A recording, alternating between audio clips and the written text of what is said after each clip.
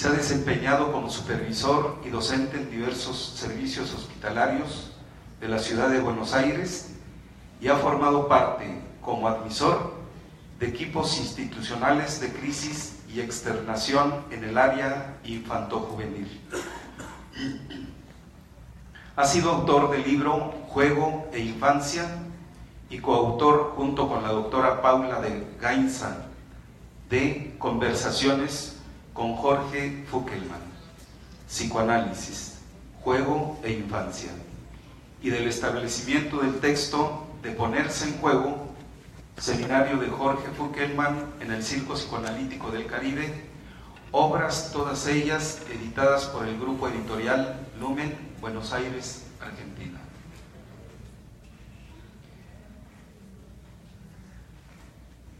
Bien, vamos a darle la palabra al doctor Miguel Jorge Lares para iniciar su conferencia y les pedimos a los participantes que una vez que el doctor concluya su conferencia, quienes deseen formular alguna pregunta o plantear alguna inquietud, lo podrán hacer al final de su presentación.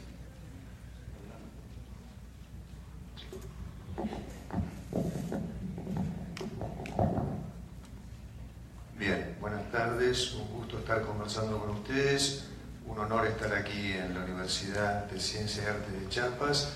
Le quiero agradecer a la profesora Soledad y al profesor Germán, que fueron los contactos por los cuales bueno, fue posible mi presencia aquí. Yo estaba pensando cómo comenzar a hablar de la violencia esta mañana. Justamente tuvimos una comunicación con Soledad y yo le dije: Soledad, estoy todavía preparando la conferencia. Me dijo: no te preocupes tanto. O sea que no sabía cómo empezar.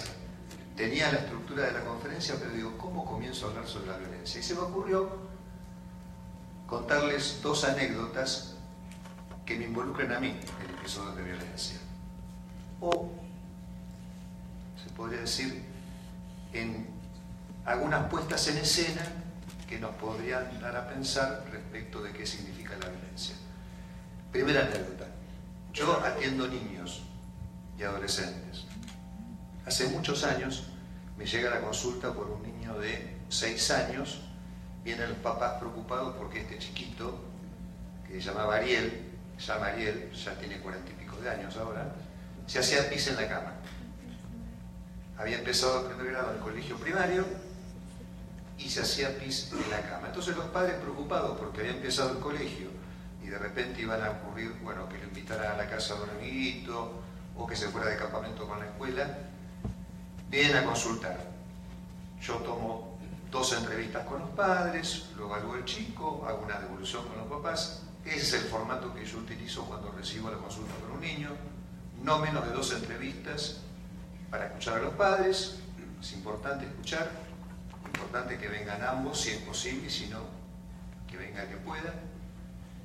Veo al niño o a la niña 2 o 3 o 4 reuniones y luego me reúno con los padres para comentarles la evolución.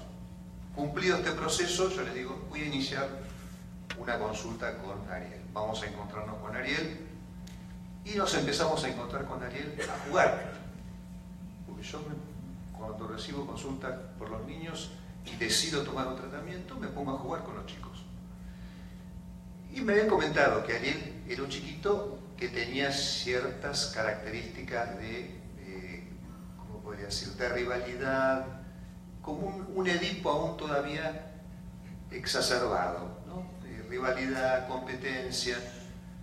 Y en esos términos nos pusimos a jugar al fútbol en el consultorio.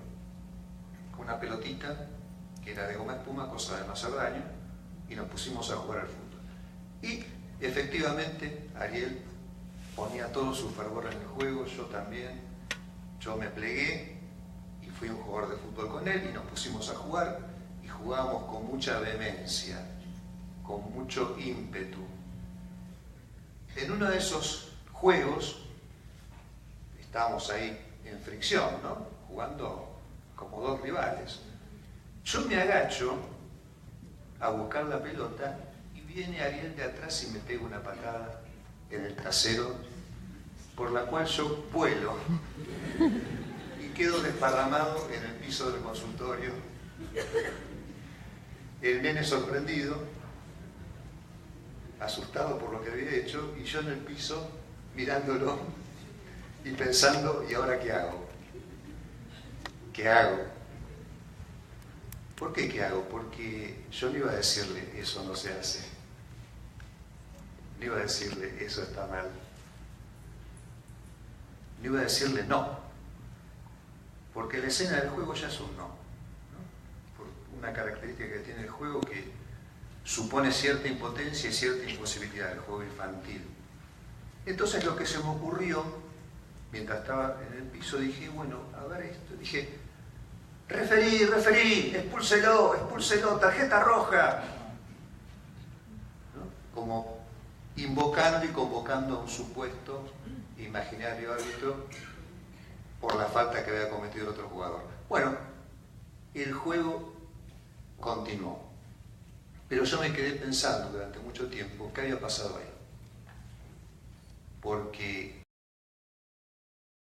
irruptiva, inesperada, sorpresiva para mí. Y lo que me quedé pensando es que, en rigor, si hubo alguna violencia en esa escena, no fue de parte del niño, sino seguramente de parte mía. ¿Por qué? Porque el niño, en ese gesto de la patada en el trasero, lo que me vino a recordar con mucha gentileza era que yo no estaba pensando en qué significaba la pelota en ese juego. Y entonces cuando me pega la patada, lo que me dice, mira, lo que no estás pensando es sobre este personaje que está sobre la escena, que es la pelota. Y efectivamente, eso estaba ocurriendo. Y quizás yo estaba muy compenetrado en un personaje y esa compenetración mía de alguna manera rasgó un poquito la pantalla, el espejo, la barrera que el juego supone, barrera, pantalla y espejo que yo espero que los adultos seamos los que sostenemos, porque esa es la idea que yo me hago. Para mí todos los chicos juegan. A veces entendemos a qué juegan y a veces no. A veces sabemos de qué la estamos jugando nosotros y a veces no. Pero en rigor todos los chicos juegan. Y los encargados de sostener esa escena de juego somos nosotros los adultos, marcando una delimitación en esa escena y en esa delimitación marcando un más allá y un más acá del juego. En el más acá del juego, ¿qué es lo que yo ubico? Ubico a la niñez, ubico a la infancia. Y en el más allá del juego, lo que yo ubico es la relación que tenemos los adultos con la verdad. ¿Cuál es esa relación que tenemos los adultos con la verdad? La relación que mantenemos con la sexualidad y con la muerte. Esas dos dimensiones que nosotros esperamos que no ingresen a la zona de juego, porque si ingresan a la zona de juego, lo que queda arrasada es la infancia. Y lo que queda como residuo de ese arrasamiento es algo que no es un niño ni una niña, es algo que tendrá otro nombre que tendremos que determinar cuál es, pero no es la infancia. Primera anécdota. La segunda anécdota es personal, es de mi adolescencia. Yo tenía 13 años y vivía en un lugar muy pequeño, un pueblo costero, campo, bosque, mar. Recién le estuve comentando acá a los chicos, a los estudiantes. Tenía 13 años y a los 13 años, ya digamos la adolescencia ahí, sobre la escena, había dos cosas que yo quería. Quería una motocicleta y un arma. Un arma y una motocicleta. Ustedes dirán, pero doctor, un arma, usted se ve bastante tranquilo. Bueno, pero sin embargo, en ese pueblo era habitual que los muchachos tuviéramos un rifle de aire comprimido, ¿no? Un rifle con el cual íbamos a cazar palomas, perdices, torcasas. ¿La motocicleta para qué? Y para impresionar a las chicas. ¿Para qué otra cosa? ¿Para qué otra cosa uno va a querer tener una motocicleta a los 13 años? Para mostrarse a los chicos o para competir con los varones. Y el arma, bueno, el arma para matar todo bicho que apareciera. Mi padre, ¿qué fue lo que eligió regalarme? El arma. Por alguna razón pensó que no me quería ayudar con el tema de las chicas. Dijo, con eso no te ayudo, arreglate vos sola. Pero sí, quizás me transmitió con el rifle una cierta responsabilidad, una cierta confianza. Dijo, bueno, yo en el tema de la muerte quizás alguna ayudita te puedo dar. Y efectivamente es así, porque ustedes sabrán que los varones, en relación a la muerte, tenemos un tema, sobre todo los varones, en relación a nuestro padre. Un tema que nos acompaña toda la vida. Les comentaba sobre este recuerdo de la pubertad, porque justamente hay algo que atañe a los ritos de iniciación en la pubertad que conllevan cierta violencia. Es inevitable el pasaje de la niñez a la vida adulta en esta transición prolongada, que ahora se llama adolescencia, no es sin cierto grado de violencia. Y si ustedes leen la historia de estos pasajes, de estos rituales y ceremoniales, van a encontrar allí distintas escenas ligadas a la violencia que tienen que ver con agujeros en el cuerpo, cortes, escarificaciones, privación de sueño, ayuno, exposición a lugares peligrosos, alejamiento del hogar familiar. Lo que pasa que, según nos cuenta la historia, en otra época, y acá estuvimos hablando, los compañeros estuvieron presentando un libro del profesor Carlos, y justamente de manera muy interesante abordaron esta temática que tiene que ver con la declinación de la dimensión sagrada de la mano de la llegada de la revolución científica y luego el capitalismo. De eso vamos a hablar hoy. Y de la mano de esa declinación, estos ritos, estos ceremoniales, que también van declinando. ¿Y qué significa eso? Que cuando declina, la comunidad pasa a ser una familia reducida, retraída sobre sí, y si en otra época la comunidad acompañaba a los jóvenes en esa transición de la infancia a la vida adulta, hoy en día ese acompañamiento es mucho más complicado. Y sin embargo tenemos los ritos, ¿verdad? Tenemos el rito sin el mito. Tenemos el agujero en el cuerpo, tenemos los cortes en el cuerpo, tenemos la privación de sueño, el ayuno, la exposición a lugares peligrosos, el alejamiento del hogar, incluso robos que también formaban parte de los rituales de iniciación. Pero lo que ha cambiado para siempre es que ya la comunidad no acompaña estos ritos y están los padres acompañándolos como pueden, habitualmente angustiados, y habitualmente desesperados, y a veces el motivo de consulta simplemente es la adolescencia de nuestro hijo o de nuestra hija, porque no sabemos qué le pasa, no sabemos cómo acompañarlo, se cortó la comunicación. Bien. Y yo quería comentarles a qué me dedico en Buenos Aires, porque acá de manera muy gentil el colega contó algo a mis antecedentes, pero eso no describe lo que yo hago en Buenos Aires. Yo en Buenos Aires tengo un consultorio, y en ese consultorio recibo, como les decía, consultas por niños, adolescentes y adultos jóvenes. En ese consultorio recibo a colegas con los cuales nos proponemos analizar textos y casos, y analizamos textos y lo tomamos como pie para analizar casos y para hablar de las preocupaciones y las dificultades de la práctica clínica. Y en una tercera columna yo coordino y soy admisor en un sistema de seguro social que hay en Argentina, que es privado, que gestiona el área de psicopatología de sus afiliados, que son 1 millón, y que solo en Buenos Aires y la periferia, tiene 3.500 profesionales, psiquiatras, psicólogos y psicopedagogas, en un sistema privado. No estoy hablando de la práctica de psicopatología en todo Buenos Aires. Es uno de los sistemas privados que articula la labor de 3.500 compañeros dedicados a la tarea PSI, y con los cuales nos reunimos además una vez por mes, justamente para también hablar de la práctica clínica. Estos psicólogos, estos psiquiatras y estos psicopedagogas están contratados por ese seguro social, cada uno atiende en su consultorio, cada uno tiene que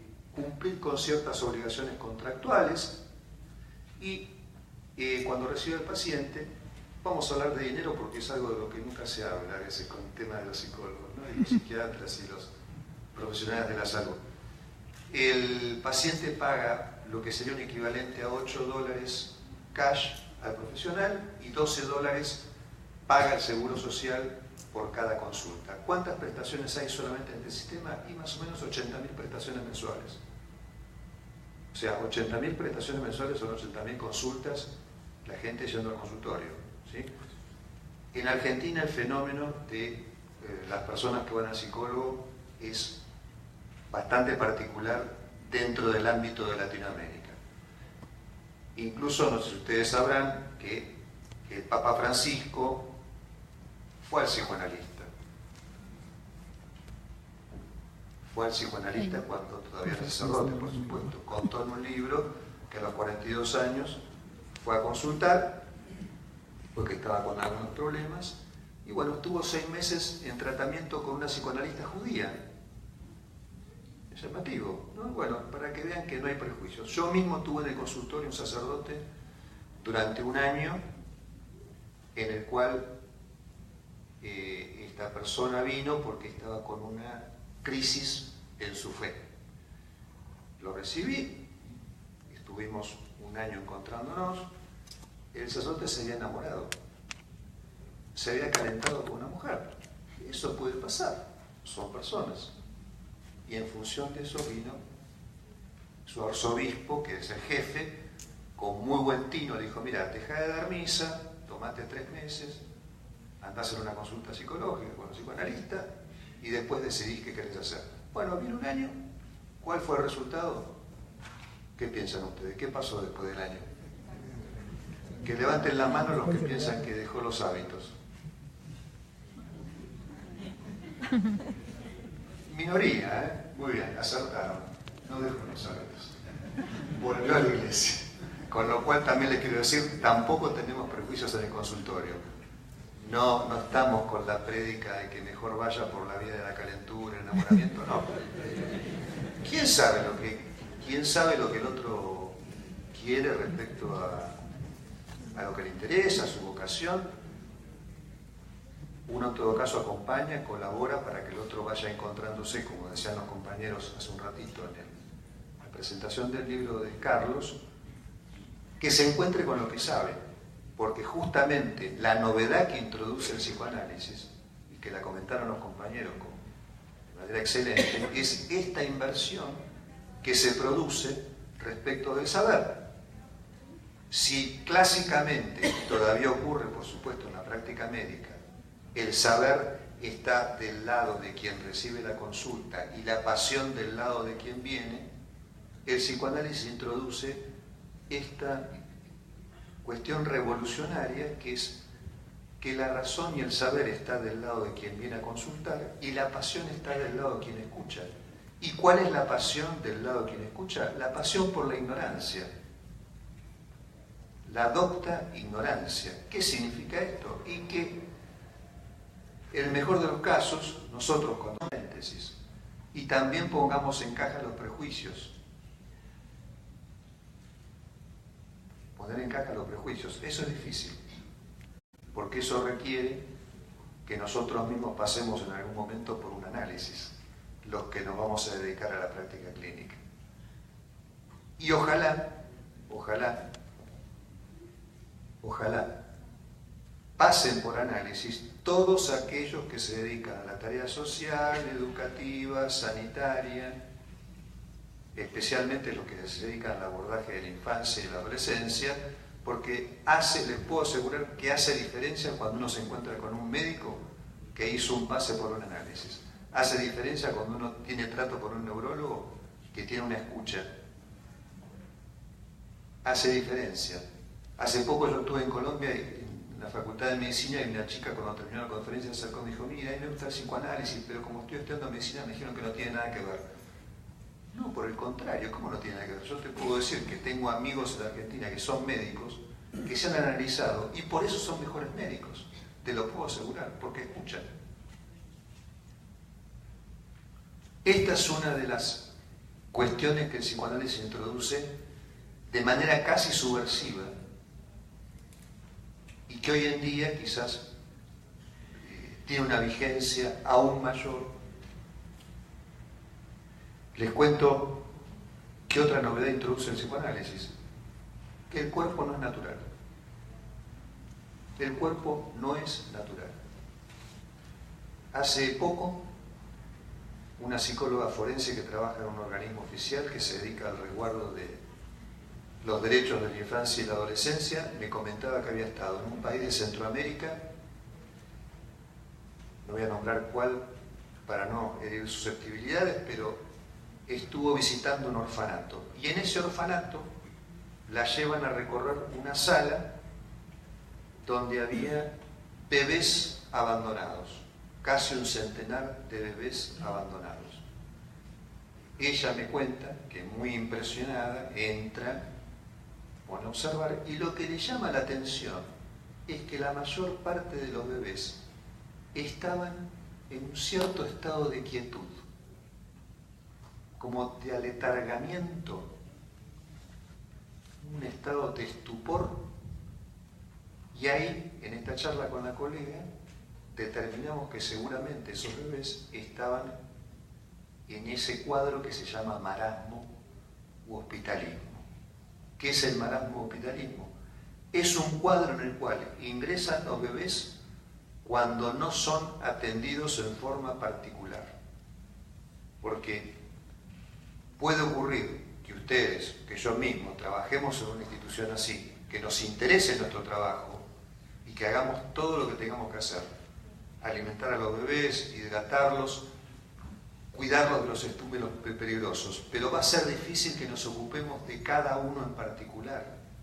En ese lugar no tenían personal, entonces lo que estaba faltando es esa atención particular de alguien que levantara al bebé, lo tomara en brazos, lo meciera y le empezara a hablar.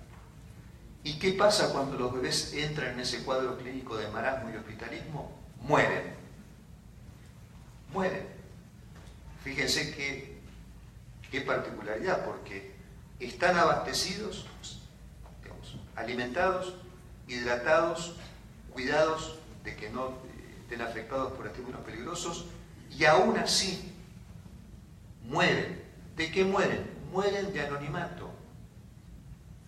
¿Y qué es el anonimato en este caso? Justamente la falta de alguien que se ocupe de levantar al bebé, de mecerlo y de acompañarlo allí, en ese mecimiento, que empiece a hablarle, porque ustedes saben que hay una particularidad, que es que cuando uno levanta al bebé, uno no puede parar de hablar. Eso es llamativo, se lo han pensado, pero es... Y en realidad, si encontramos a alguien que levanta un bebé y no le habla, es porque está chiflado. No le quepa la menor duda. Pasa. Pero si no, la situación más típica es que uno levanta al bebé y no puede evitar hablarle. Ahora, uno le habla pensando que va a contestar. ¿Uno le habla pensando que va a entender? No, pero sin embargo sí. Lo pone al bebé en una situación de sujeto supuesto parlante. Y fíjense si esto no es testimonio justamente de que el cuerpo que habitamos es un cuerpo que está marcado desde el inicio. Marcado, por lo que los compañeros también señalaban en la presentación del libro, marcado porque este ingreso que hace el bebé al mundo, lo hace en un mundo en el que prima la palabra. Un mundo en el que hay otros que hablan. Y les voy a decir más. Esta palabra nos precede porque en el útero el oído es el órgano del sentido que más rápido se desarrolla y el que se desarrolla de manera más sofisticada. Y voy a ser más radical todavía. Está este orden de la palabra, esta rítmica, esta cadencia y esta melodía del lenguaje está presente en la concepción nuestra. Porque acá hay alguien que haya nacido de probeta, que levante la mano. ¿Vos levantaste la mano, sí? ¿O fue un chiste? Alguien levantó la mano allá. No, me parece que no, pero dentro de unos años por ahí alguien va a levantar la mano y va a decir, sí, yo. Quiero decir, los que estamos acá hemos sido concebidos en un abrazo sexual. Todos. Hemos sido concebidos en un abrazo sexual. Imaginen el momento. Papá y mamá se encontraron. ¿Cómo habrá sido ese momento?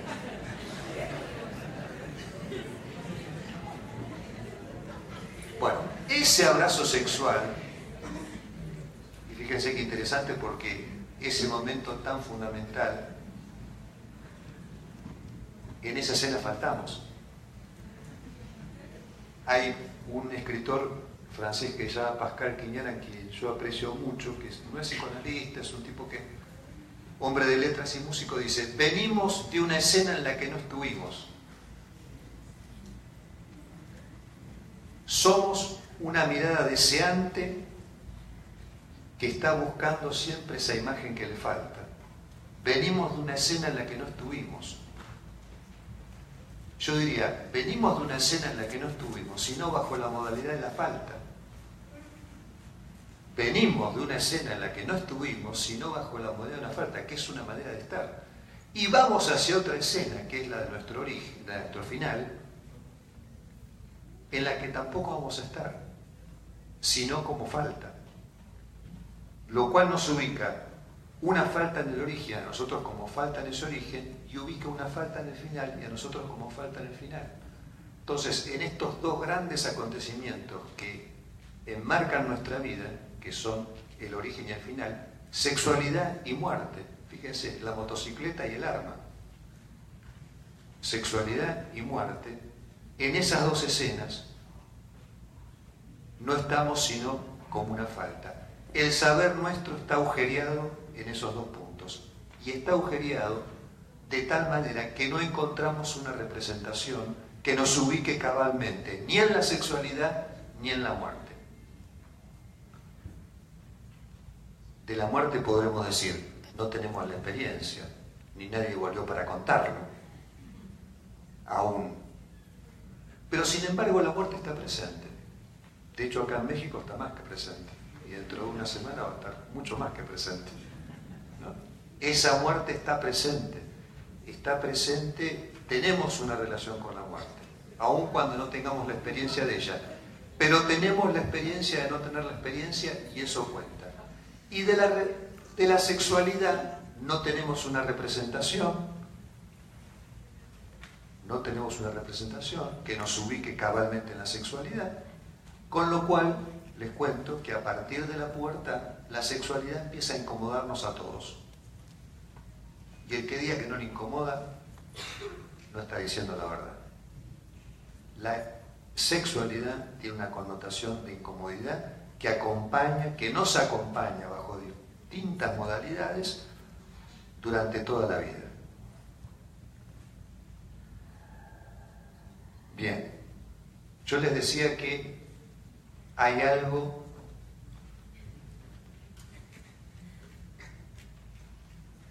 que atañe a esta dimensión de lo sagrado que ha ido declinando, que ha ido retrocediendo, y les dije, de la mano de la revolución científica.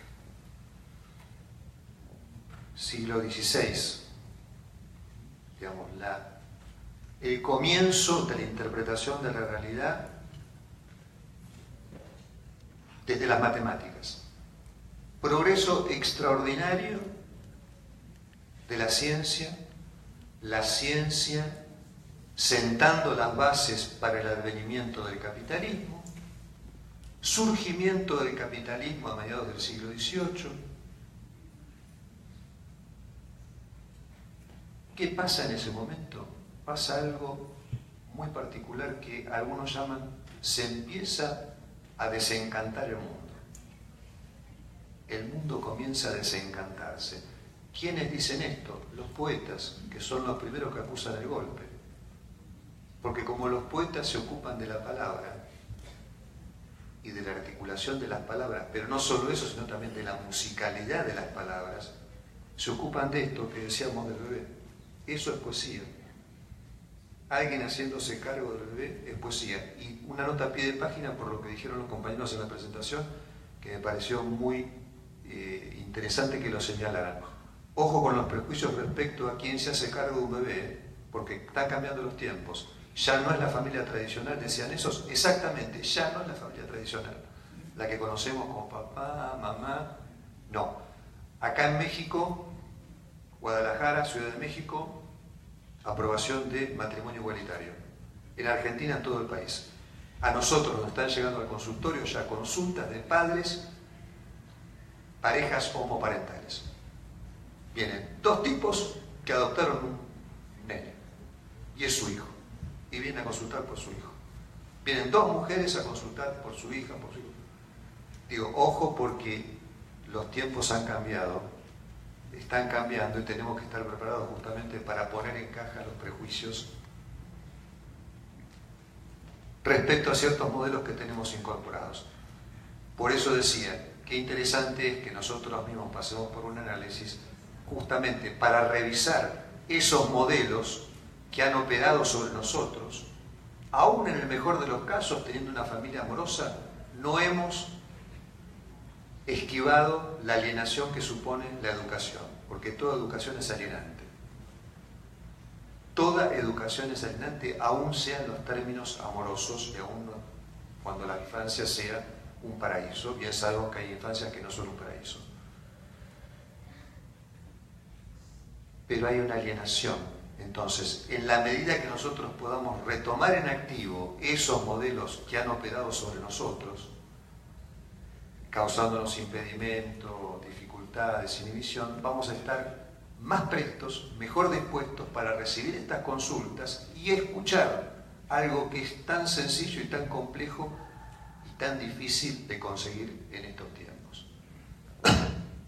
Entonces les decía que nos encontramos con esta ciencia, nos encontramos con el capitalismo, mediados del siglo XVIII, le decía, estos poetas que empiezan a dar testimonio de que el mundo cambió, el mundo se desencantó, el mundo mutó, cambiaron las relaciones de las personas con las cosas porque la economía de mercado invadió la vida de la gente con objetos. Hoy lo tenemos naturalizado. Hoy lo tenemos naturalizado, pero imagínense el momento en el cual, de manera casi como si se tratara de un tsunami, llegan los objetos. Yo acá no les traje la película, se la podría haber traído. La Feria Universal de París, 1889, Feria Universal de París, una mega feria, la primera se había organizado en Londres, mega feria en la cual se presentaba la tecnología de punta y todos los objetos de todos los pabellones de los países. Estuvo México allí, en la Feria de París, estuvo Argentina, estuvo varios países de Latinoamérica. Imaginen la gente entrando a esas salas pobladas de objetos que venían de lugares desconocidos, entrando a esos hangares poblados de máquinas. Hay una ensayista española que relata haber entrado justamente en la Feria de París algo que llamó la Galería de las Máquinas, que era una de las vedettes de la Feria de París. La otra vez fue la Tour Eiffel. Ahí se inauguró la Tour Eiffel. Lo que es el emblema de París se inauguró en la Feria de París de 1889. Y esta ensayista española comenta que entra en la Galería de las Máquinas y después sale y dice, de solo entrar, dice, me vino un sofocamiento, me vino un desasosiego, una inquietud, un temblor en el cuerpo. Muy interesante. Es un fragmentito que a mí me pareció interesante porque daba cuenta de los efectos en el cuerpo, los efectos que se empiezan a corroborar en el cuerpo con relación a este fenómeno de la economía de mercado a escala global. Y justamente les menciono el cuerpo porque lo que empieza a corroborarse casualmente en esa misma época, fines del siglo XIX, es la aparición a escala masiva de fenómenos que comprometían al cuerpo de manera sorpresiva, inesperada, irruptiva, que la ciencia visibiliza, y ahí les pongo un ejemplo paradigmático para quienes nos dedicamos al psicoanálisis: la residencia de Freud en el Hospital de la Salpêtrière, 1886. Freud va a hacer un periodo de residencias al servicio de psiquiatría de Charcot, un psiquiatra prestigioso de la época. Y ahí él constata que Charcot, su equipo, excelente equipo, estaba tratando de descifrar esto que aparecía a escala masiva, que era el fenómeno de la histeria. Fíjense qué vanguardismo que había en la época, que en el Hospital de la Salpêtrière, en ese servicio de psiquiatría, había un taller fotográfico.